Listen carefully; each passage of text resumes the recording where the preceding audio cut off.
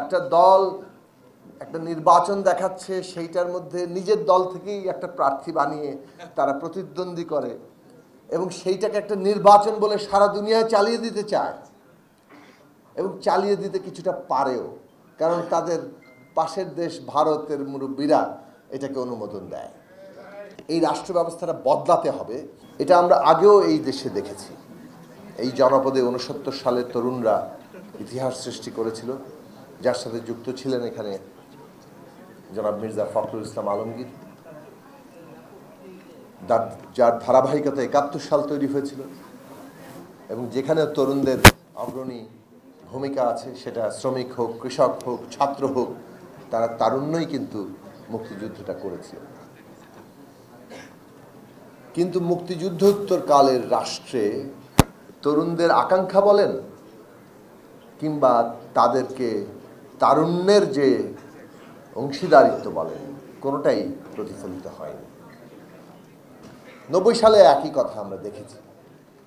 24-এ এসেও প্রশ্নটা দাঁড়িয়েছে যে তরুণরা যে আবারও নামলো এবং প্রায় অসম্ভব একটা লড়াই, বিশেষত 7ই জানুয়ারি পার করার পরে বাংলাদেশে তো এইরকমটা প্রায় ছেয়ে গিয়েছিল যে বোধহয় এরা চিরস্থায়ী বন্দোবস্ত করে ফেলেছে, কেননা নির্লজ্জতার চূড়ান্তে পৌঁছেছে। একটা দল একটা নির্বাচন দেখাচ্ছে, সেইটার মধ্যে নিজের দল থেকেই একটা প্রার্থী বানিয়ে তারা প্রতিদ্বন্দ্বী করে এবং সেইটাকে একটা নির্বাচন বলে সারা দুনিয়ায় চালিয়ে দিতে চায় এবং চালিয়ে দিতে কিছুটা পারেও, কারণ তাদের পাশের দেশ ভারতের মুরব্বীরা এটাকে অনুমোদন দেয়।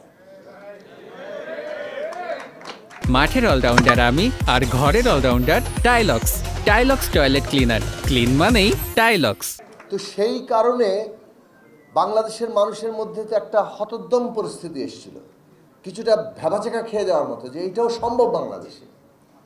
কিন্তু মানুষ যে ক্ষুব্ধ ছিল, 15 বছরের দীর্ঘ সংগ্রাম, বিশেষভাবে বলবো 14 সাল থেকে যে সংগ্রামটা একেবারে একটা ফ্যাসিস্ট ব্যবস্থার বিরুদ্ধে পরিচালিত হয়েছে, সেখানে দেখুন যতগুলো প্রশ্ন বাংলাদেশে এই বাস্তবতা, মানে একটা দিক থেকে এই ফ্যাসিস্ট ব্যবস্থা আমাদেরকে বরং এগিয়ে দিয়েছিল যে আমাদের দেশে অনেকগুলো প্রশ্ন বারবার একই সংকট তৈরি হচ্ছে, কিন্তু ঠিক পথটা পাওয়া যাচ্ছে না।